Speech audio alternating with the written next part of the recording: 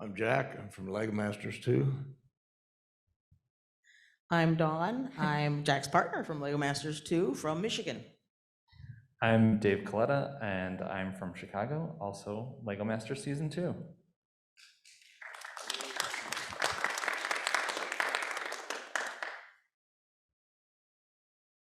Do you guys, is there any questions immediately, or do you guys want to just talk about some stuff, or?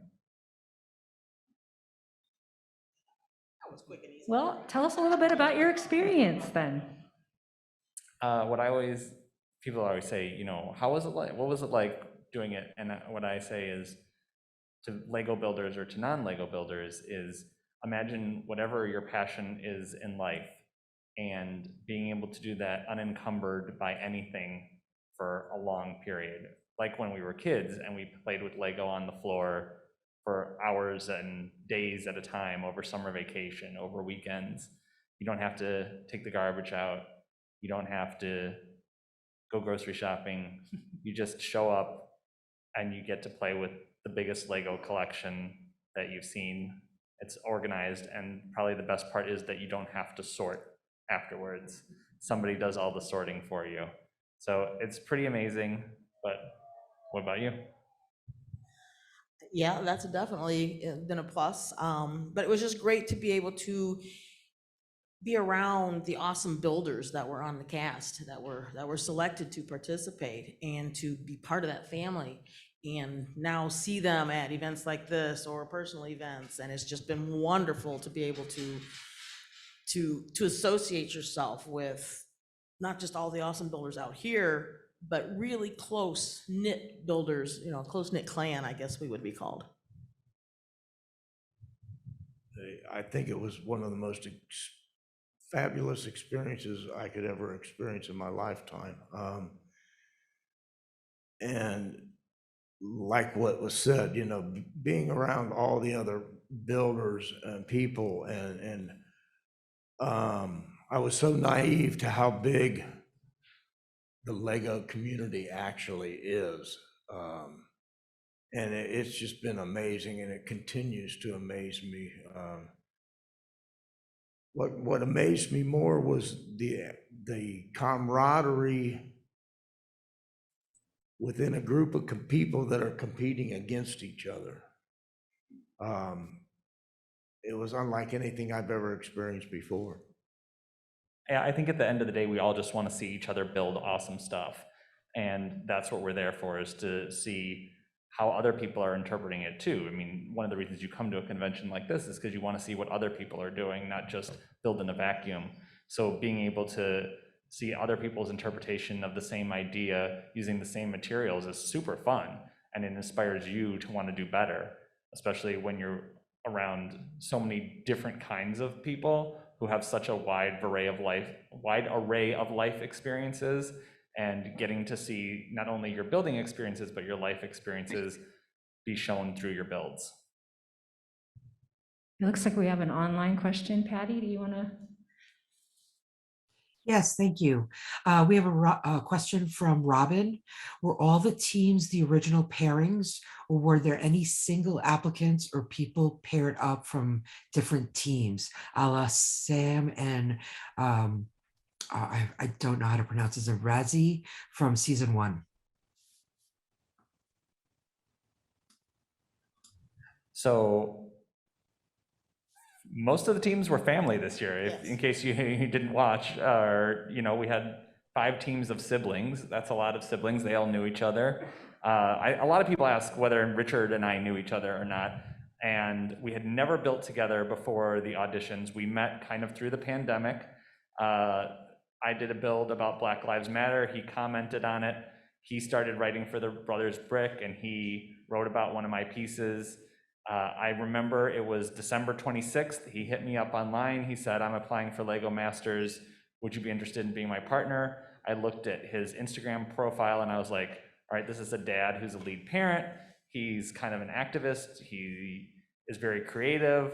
I actually think that this would be a really good pairing. I mean, totally different parts of the country, but I think that we would be a great team, and I think we would be a good story for the show.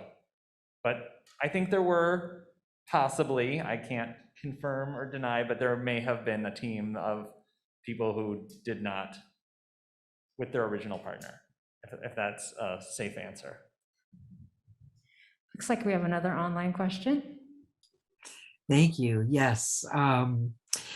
Question is from Stacy. How was your approach to season 2 shaped by having seen season 1? Assuming you watched season 1. Okay, so the first episode of season 1, I looked at that and I'm like, wow, of course. And at the time, sorry, Jack, but he was not the first person I thought of building with. I was thinking of my sister, and some of you know her as Brickworm, but she had other commitments that wasn't gonna work. So I submitted solo, and they called and asked me who else could be on the season with you. And so I described my brother, and they were excited about talking to him about it. So initially I was like, yes, please. And as I watched it, and I actually did watch season 1 3 times at least, especially then after we were in the process of being casting. And I would write down for each challenge they had in season 1, what would I have wanted to build?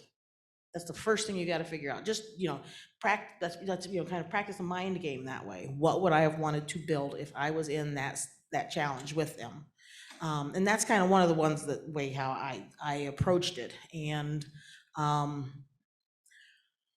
that's how I started it. My wife and I applied for season 1, and we did pretty well. We made it all the way to casting finals in LA, and then she said, "I don't really want to do it for season 2." And I did try to apply by myself, but I didn't really get anywhere. So definitely watched all of season 1, and I think like many of us watched some of the international versions too.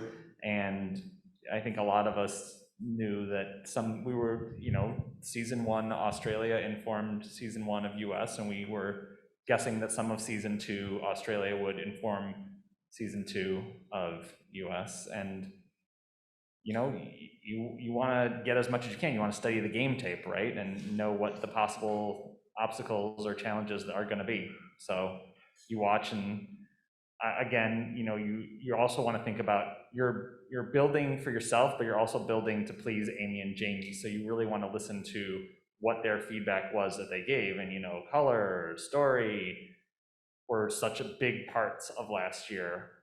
So something that our team definitely thought a lot about going into this year.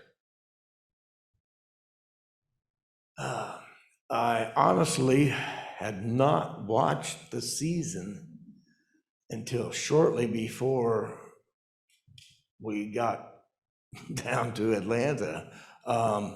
In all honesty, I saw the promos for season 1. I thought, oh man, this looks great. This ought to be fantastic. And then as it turned out, something else was on conflicting, and I didn't get to watch it until then. I binged watched it. And it was in awe, and then I started having second thoughts. It's like, what are we getting ourselves into? And it wasn't enough second thoughts to stop the process by any means.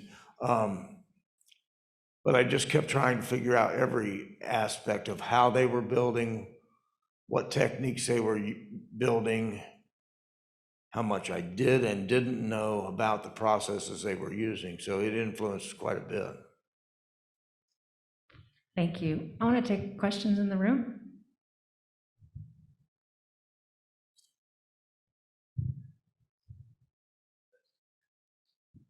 Hi, guys. Okay, so if somebody is green and new to Lego, would you suggest for them to apply for the next season?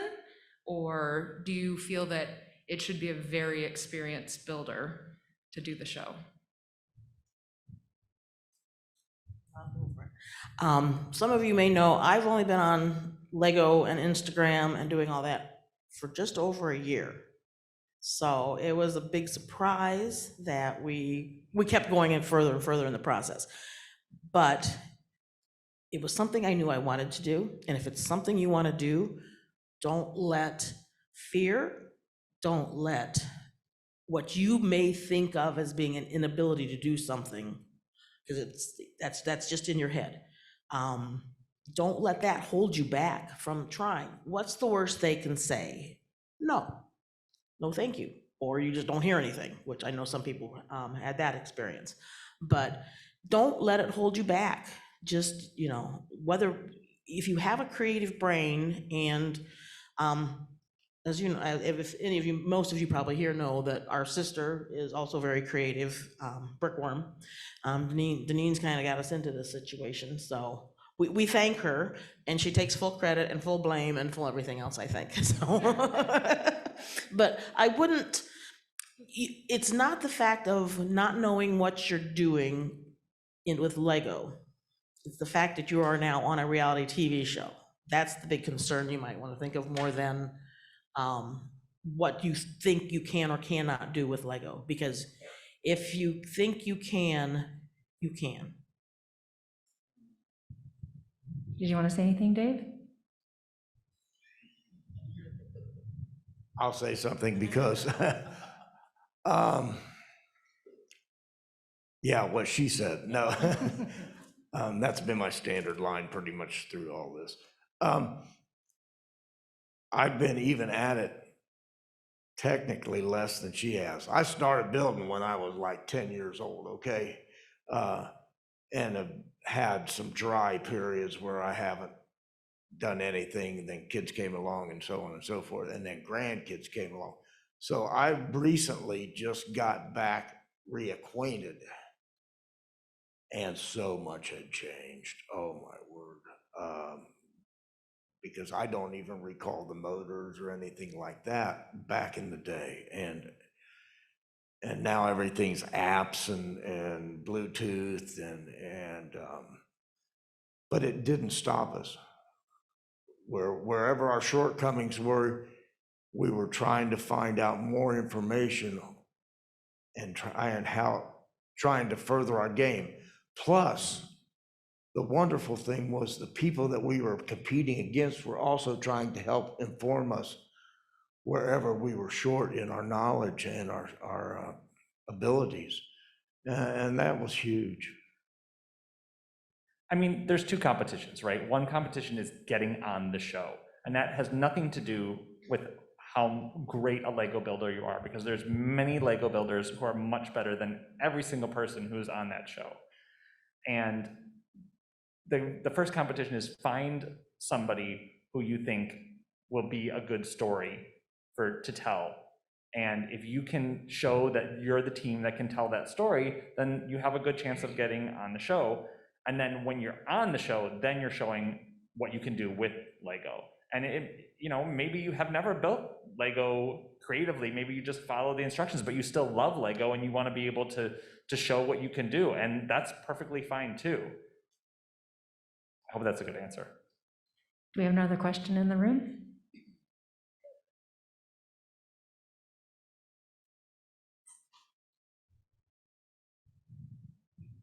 I've been toying. I got two different things I want to ask you. I don't know if I could. I'll just throw in that sometime today you got to tell us what you really think of the host. But my question really is, in one of the episodes was involving light, and specifically like the day and the night, or the light and the dark. But they didn't tell us anything as the viewer what product you were using for the lights. And I'm curious if it was something like, if you could tell if it was a future Lego product that they just haven't told us about, or if it was truly a third-party product. What can you tell us about the lights?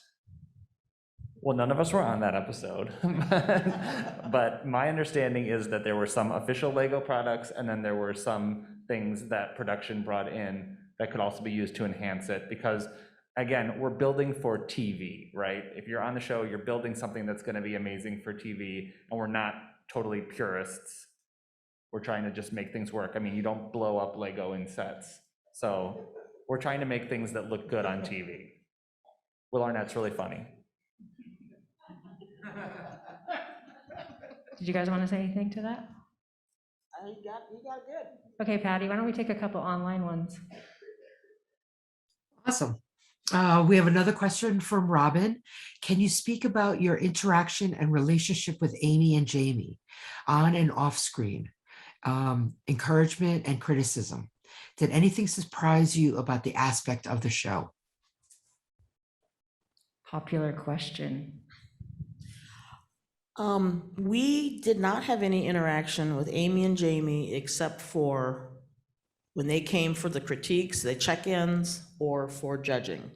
And then that was on purpose because they didn't want them to have a social relationship with any of us to change how they might think about our builds.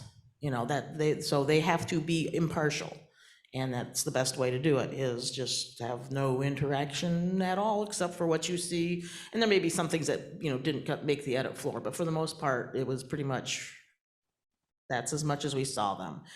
There may have been some more additional encouragement or additional criticisms that didn't make the edits, but that was our extent of our interaction with them.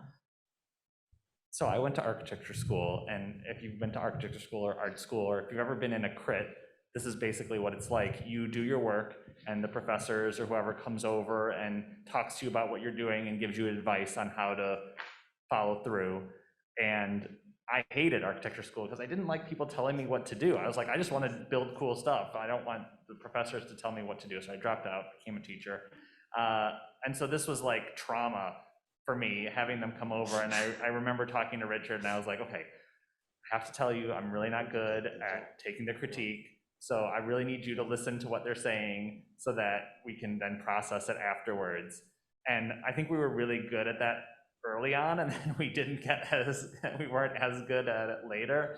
But it's hard because it's like two voices talking to you at the same time, and it's only for a few minutes, and you're trying to absorb what they're actually saying and what they're maybe hinting at that you need to work on in your build. Two people talking to you at the same time in a very short period of time can be really intimidating, but luckily you have two people who are listening, and afterwards you would lean over to your partner and you'd say, okay, what did that mean? Jamie said this, Amy said this, how do we get both of them in there? What did that mean? Are we gonna be able to do all this? But it's an intimidating process because they're so accomplished and they're the judges. I mean, they're ultimately gonna decide whose build is the best and who's going home. Being a little more green, I was a lot more open to the suggestions of the judges, and we discussed afterwards, well, do we want to do this or do we want to do that, or stay with our original plan? Well, we need a backup plan. I mean, we need to regroup. And I took it a lot more to heart, I think. And I hate people telling me what I should and shouldn't do. It drives me nuts. But in that instance, I was open to it, and I'm glad I was, for whatever it's worth. It taught me quite a bit. Patty, why don't you do your next question, and then I'll take some here in the theater. Awesome. Thank you so much. Next question is from Bill. He wants to know, when they cut to the confessional clips, the contestants are talking about how they feel during the part of the show that they were cutting it from. When and how did they film those segments? During or after the challenges, before or after the results? Yes.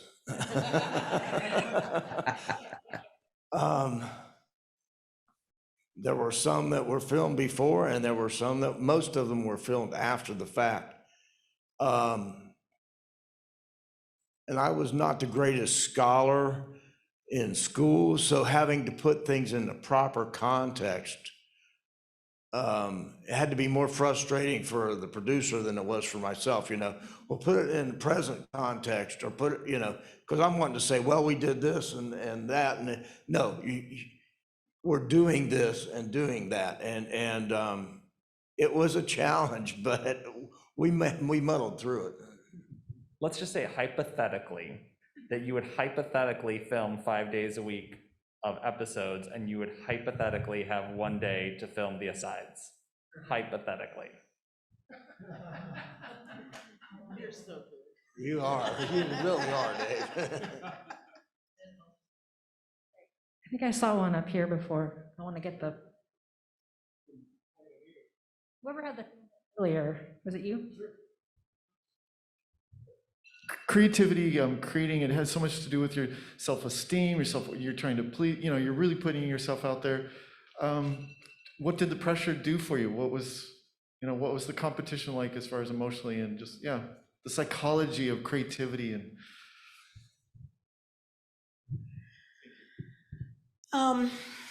There goes the word, I'm thinking.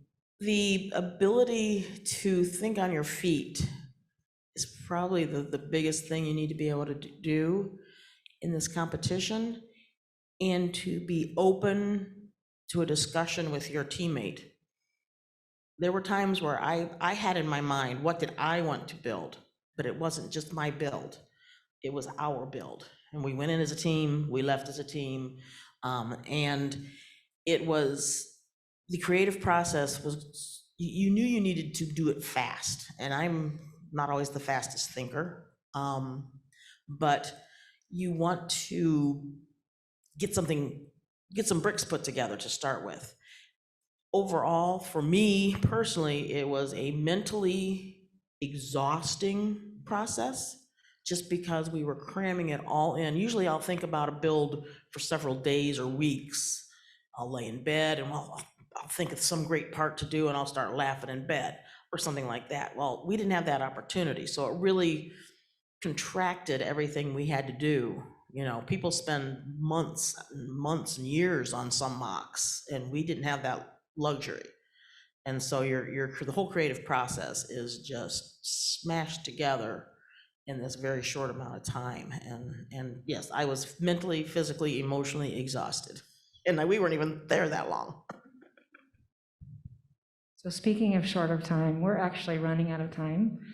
And do you guys have any closing comments you want to make, or? 3:30, 3:20. Sorry, I guess my alarm went off at the wrong time. Wrong. So I think one of the things we all know is that our first idea is not always our best idea. But when you're faced with a challenge like this, you kind of have to go with a really quick idea. So for us, we would listen to the challenge and we'd both be thinking in our heads. We'd sit down on the table, throw the ideas on the table, and quickly have to choose a direction. And at a certain point, you either have to commit to that direction or you have to be willing to pivot away from that. And who knows when the Brickmasters are going to come by and give you that feedback. And sometimes it's too late to be able to pivot away from that if you want to put something up that you're proud of. Like, you can easily pivot away from it and do something that meets the challenge requirements, and maybe you're not going home. But if you really want to take a creative risk and you want to do something that you believe in, then you kind of have to commit, and then maybe you will succeed and you'll be able to keep going, and maybe you won't. But it's all about depending on what you want to get out of the experience. If you're there to like make something creative, to do something that is unique, that's personal, that's special, then that's one kind of creativity. If you're there to just advance to the next week, that's a different kind of creativity, right? Okay, I'm going to take one more here and then we'll take an online one. This is kind of combined with the online question that's next, which is, were there any instances if you had to limit parts, like you could only use 6 motors, or like, were you limited due to quantity? That was one of my questions, is there's so many Lego parts. Did they have limits on like what type of parts? Were they having you like write down a list and then having like going and picking up orders of specific parts? Like, I'm very curious about how they kept stock of all that stuff. Well, the first rule is don't bogart the parts. If you're not going to use the whole bin, don't take the whole bin. If you only need 5 or 6, just take those. If you are going to use them and you got there before somebody else, take as many as you need.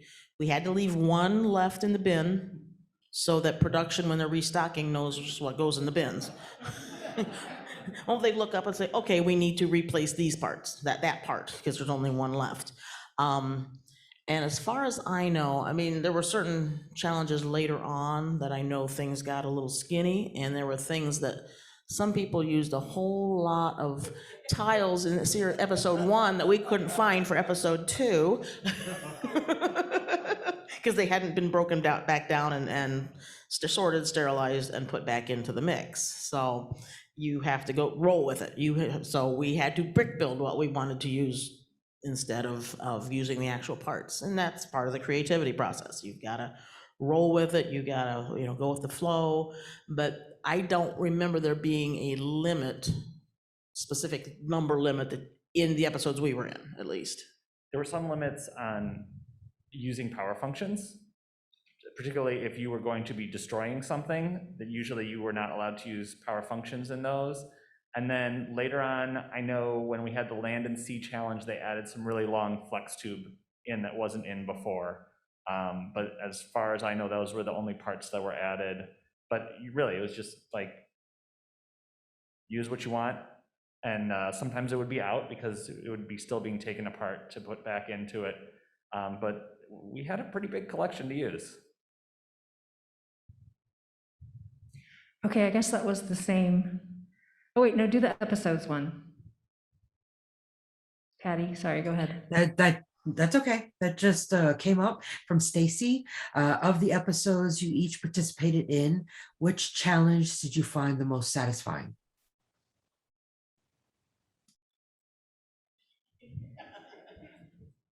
I think for us, it would have been the butterfly, the first challenge.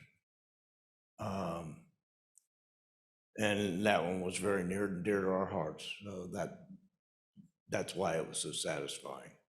I think the build didn't go exactly as we had planned, but it went well. I'll just leave it at that. I think that one made a big impact, not just on us and our family. Sorry about that, but it still makes an impact. But I felt the love from the community, people that have watched the episode that may or may not be part of the Lego community, but just in general, it's been awesome. But I was very proud of our second build also. So I love that we were able to do the detail, which may or may not have shown up as well on TV, because we don't usually build for TV. That's not our that's not our forte, apparently. So I love them both, actually. That's a super tough question because Richard and I are so proud of every single one of our builds, but the most satisfying to me was the hero shot, because I did not think that we could turn violin guy into an action hero, and it totally worked. And I think that we thought that was a joke, but it was very satisfying to be able to pull that off. And it was really a high concept idea, but it worked. Okay, I want to take one from over here somewhere. Anybody?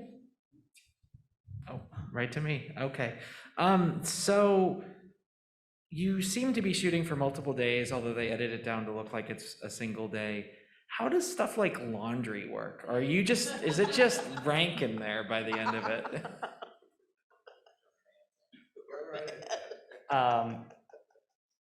There's a wardrobe department, and if you need something cleaned, it can be cleaned and ironed and pressed, and they want us to look good, right? So if something needs to be cleaned, if you sweat through something, then they would absolutely clean it for you and have it ready for you the next day. And then we did our own laundry on Sunday. You have another one?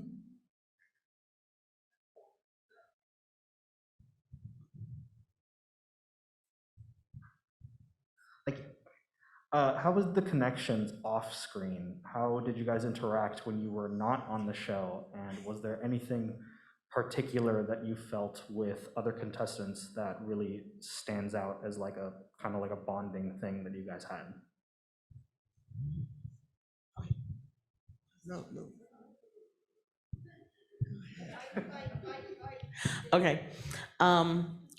We were, they wanted to see the interactions of the, between teams on camera, but we don't follow the rules very well.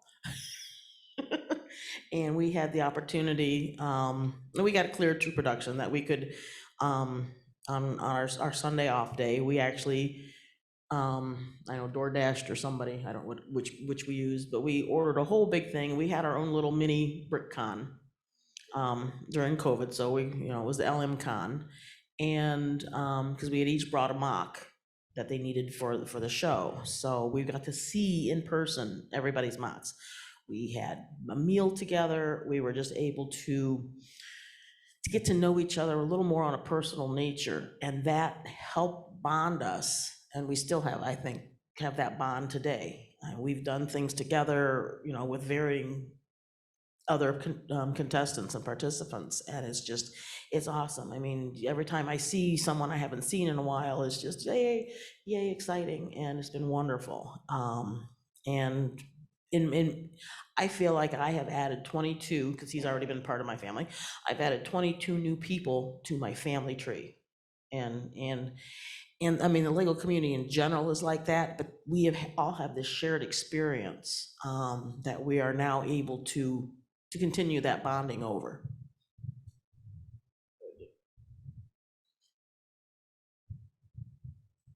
All right, I'm gonna answer. Hurry up and wait. So hurry up, get to set, get everything, get your makeup, your wardrobe, and then wait until they're ready to film. So what else you're gonna do is talk to your castmates and find out their stories, and eventually you're just wanting to collect the stories to know who these people are and know how they got there. So it really did become a tight group, and we all went, it's an experience you go through together and understand what it's like, and hopefully we're giving you some insight of what it's like too. These are the most amazing people I have ever spent time with. The only thing I can relate to the camaraderie that we have is spending time in the military, because you all go through the same situations together. And so we have bonded in that manner, and I don't think anything will change that bond, really. The time that we spent together, and we spent a lot less time than everybody else did together. But in that short period of time, we did definitely gain family members. I truly love them with all my heart. I've never met people like that, but yeah, the little ComCon we had was fantastic. And I look forward to more reunions like that. I saw a question way up at the top, so if you want to meet me halfway. She did say that. I guess what I want to have to say is, with COVID, you're all wearing masks. Do you find yourself getting recognized because I'll have to say, Dave came up to the art yesterday with his mocks, and I said, put him over there. And it wasn't till I got home and I looked at the puppets that he made of him and Richard that I went, oh my God, that's the guy from the Lego Masters, because he had a mask on. I didn't know. But do you find people recognizing you? No. Yes and no, because if I'm wearing this and this, that's kind of my signature. So there's more of a possibility of being recognized. But usually, as a rule, when I'm out and about with a mask on, no, I don't get recognized myself. No, I live in a small town, and we don't go anywhere because of COVID, but I did have to go get something done at a printer's, and I walked in, mask on, I'm pretty sure, I'm trying to remember at what point it was, but I walked in and she freaked out. So, it was out of context. That was probably the only time somebody recognized me. There have been times where we're at a meet and greets or whatever, and people are just so excited that you people really exist. I guess we were in Detroit. I was in Detroit last weekend, and we had a little boy come up, and he was just in awe, and he was like, "Oh, I thought you were just gonna have stand-ins here." I'm not that famous that I'm gonna have a stand-in. I like being a little bit anonymous. I mean, like all of you, I'm a Lego fan first, and that's what I'm here for, is just to build Lego and hang out with you guys. And this is just something that happened to me. I teach kindergarten. My school's pretty big. It's really funny when the kids walk by and they're like, "You were on Lego Masters." But I guess the funniest story is my wife and I went out to dinner after the first episode aired, and it was like our first time out to dinner in a year and a half. And at the end of the meal, the server came over and he was like, "Were you on Lego Wars?" And I said, "I was. Do you have a kid?" And he was like, "No, I just love Lego." And I was like, "Oh, now I know not to ask that question again." So now I just ask people what their favorite challenge was. Check out his yeah, because when I saw that, those puppets are awesome. Yes. Patty, let's take your question. Awesome. So Monica says, "Ahoy, hoy, Dawn and Jack, and nice to meet you," in quotes, to Dave. Bill also has a question, but I'd like to ask a question if you don't mind. I'm always curious about those long challenges, the 12-hour challenge. Like, do you get a break in between? Do they feed you? Does the clock stop when you're eating? Those kind of questions. I'll try to be proper. Right. Well, production staff is unionized. They contractually have breaks, and during some of that time, we get a bit of a break as well. So the clock will stop if we are fed. The clock will stop if we have to leave the grounds to go to sleep. If you have to use the restroom during a build, the clock does not stop. And the amount of time is the actual amount of time we have to do the build. You don't get like extra time to polish it. Like, that's the amount of time you get, and no more and no less, or less if you go to the bathroom. Right, but the clock stops when, besides going to the bathroom. Awesome, thank you. So we've got 2 more questions in the chat. You mentioned wardrobe, but how about makeup? Did everyone need to get made up before filming? And what was that like, especially for the men? Okay. I had it better than most. Yes, there was makeup. That was a new experience, other than maybe Halloween once. We won't even go there. I'm grateful they didn't put the lipstick on me. I'm very grateful for that. It was okay with the hair, I wear a do-rag, so I might get a little hairspray on the sideburns if they were a little fluffy or something like that. But that was the extent of it for myself. And wardrobe, I had it pretty easy too. I always wore the do-rag and the vest. And a t-shirt and a pair of jeans. I didn't have to worry about any of the other stuff. Now I'll let Dawn talk to you about hair. Yeah, first, before Dawn talks, let me say the men had it easy, because all we had to do was just a little bit of something on our hair and a little bit of makeup, and they're, trying to make us look good. But the women, and what they had to do to get TV hair, because, you want to have TV hair, it's no small feat. And, we appreciate all the extra time that they had to spend doing that. And so thank you to all the women on the show. Yeah, so my hair is a little longer now than it was on the show. And I usually do wear it pulled back like this, but of course that doesn't make good TV. So it was down, and they would curl it, and they would have to curl it at least 3 times a day. Because it is very humid in Atlanta. And my hair will not hold, I mean, they could plaster it full of hairspray nonstop, 24/7, and it will still fall down. So they were always in there, you know, there was a break in shooting or do something going on, and so somebody was in there touching this up or touching that up, or, so yeah, I spent a lot of time in the chair in hair. Makeup wasn't so bad, because I go pretty natural, and I really didn't wanna make it look like I wasn't me, you know, not, I guess I could have hid better if I wasn't me.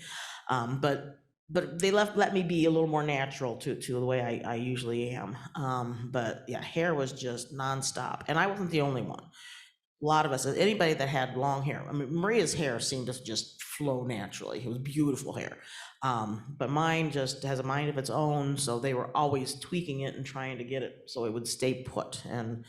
And then at night, I'd have to go home and I'd have to the hotel and I'd have to wash all that product out so they could go back the next morning and do it all over again. And you have to come to set with your hair and makeup done already. So they just want to like do the finishing touches, but Yes. the finishing touches could take half hour, 45 minutes on top. And so women would have to wake up even earlier to get all that done. I've got a lot of questions here in the theater too. I'm going to take another one. You guys had another one back here?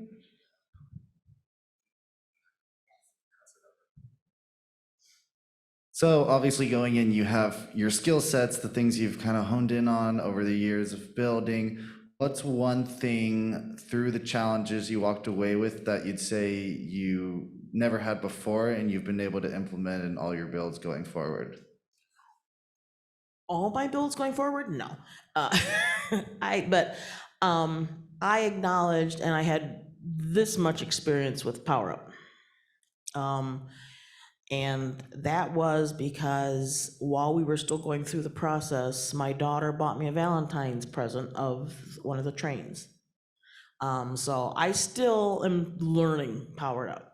And that's something, if you're interested, learn Technic, learn Power Up. If you don't already know it, it's a very good tool to have in your tool belt. You don't have to be an expert at it, but you need to understand the concept of gearing, the concept of how much energy, you know, how many bricks can you lift with a motor or with your Technic pins or with any of that kind of stuff, because we didn't have that concept down quite the way we'd hoped.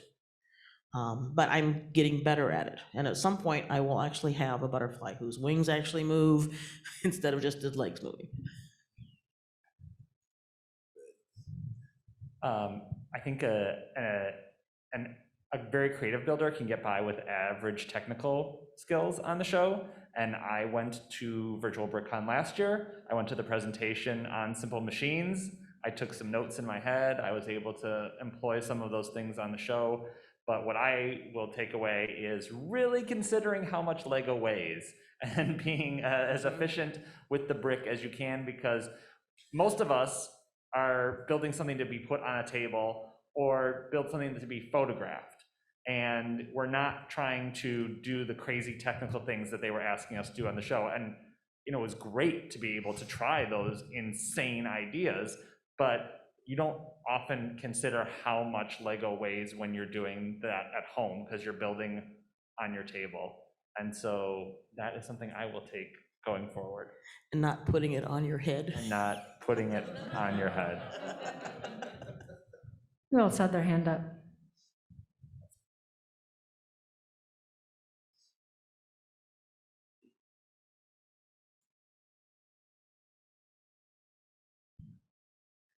Can you hear me? Yeah, there. You mentioned that all of you brought a mock that you made from home. How did you transport it? Because I've seen some really gnarly transports here. Well, what I had brought to the set was a 3-leveled modified modular of the house that we grew up in.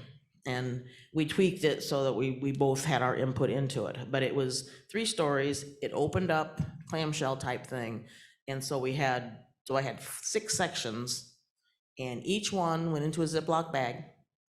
Each one was then wrapped around something in my luggage, because it came, it went on the airline. And then we had a little bit of time to reassemble, like here, he's like, well, you got everything that didn't quite come 100%. So basically that's, so we were building in the hotel room in the spare time. Yeah, I mean, we were just, it's like a convention. You just pack it up as best you can, and hopefully you have time to fix it in time. Most of us brought smaller things. It was just for additional footage that they need, B-roll footage that they needed to fill out the first episodes with. Patty, why don't you go ahead with a question? Okay, this question is from Robin. If a Lego Masters All-Stars show happened, would you go back and do it again? Without a doubt, absolutely. It was the experience of a lifetime. Yeah, I concur, especially since we were there for such a short amount of time. I want to prove, not necessarily to everybody out there, but to ourselves, what we can do. I would have to check with my support system first, because thank you so much to my wife and my mom and my mother-in-law who helped fill in, and as long as they said it was okay, but I would love to do it again. Awesome. Thanks. Should I ask the next question? Yeah, go ahead.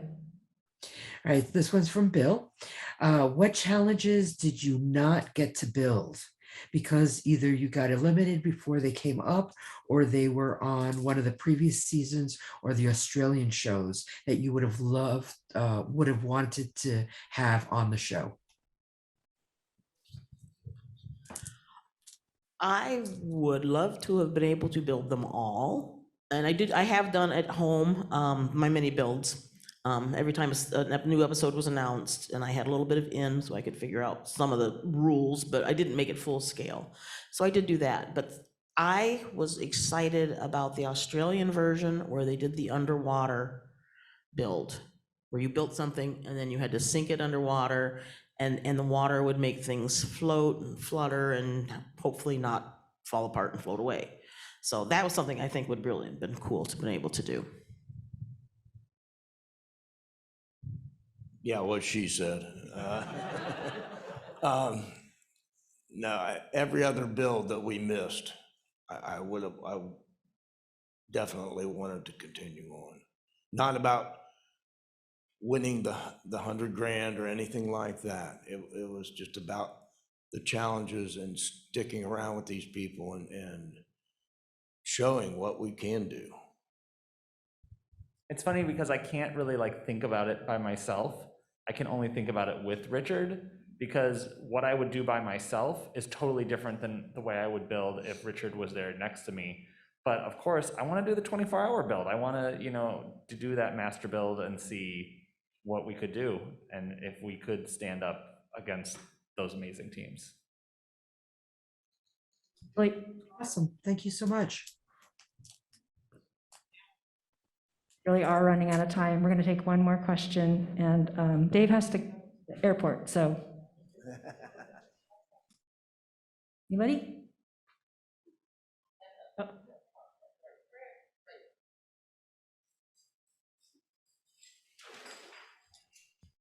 While you're on your way up there, I'd like to thank you all for answering our questions, and for the folks who have left the questions. This has been a great presentation. Thank you so much.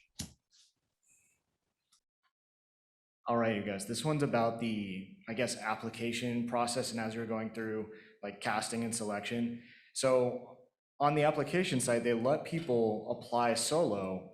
Having gone through the show, do those people have a shot? It seems like it's very much favored for the story folk who are there, because either the TV magic is making it like you guys know each other forever, or I don't know, I'm just curious about that part.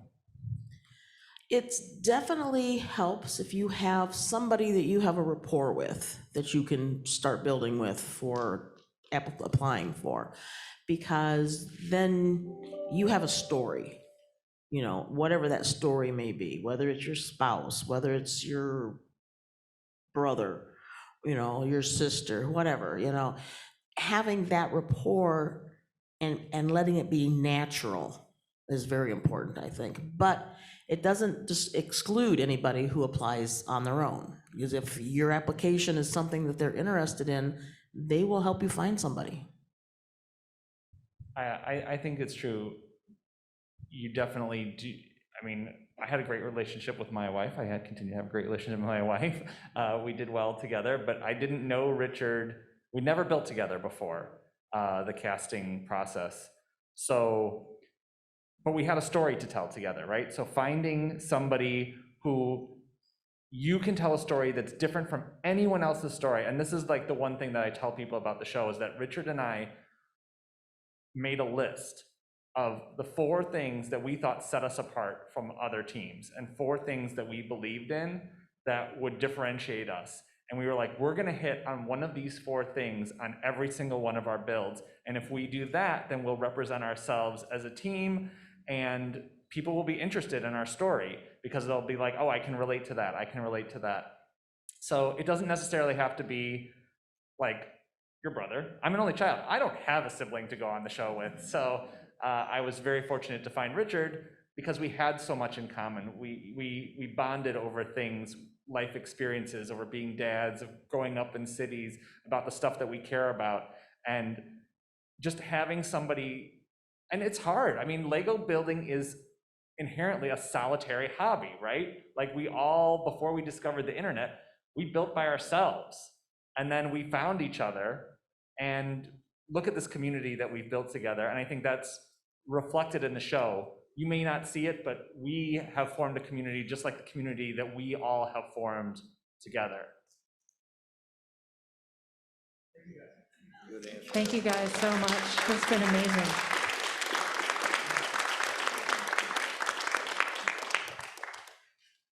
I don't know if you have any last things you want to say.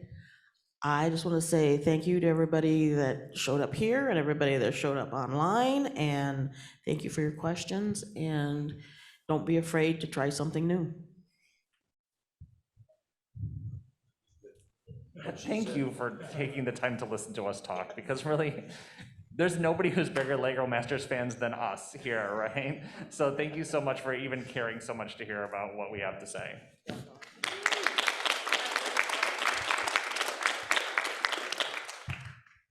Thank you. Thank you so much.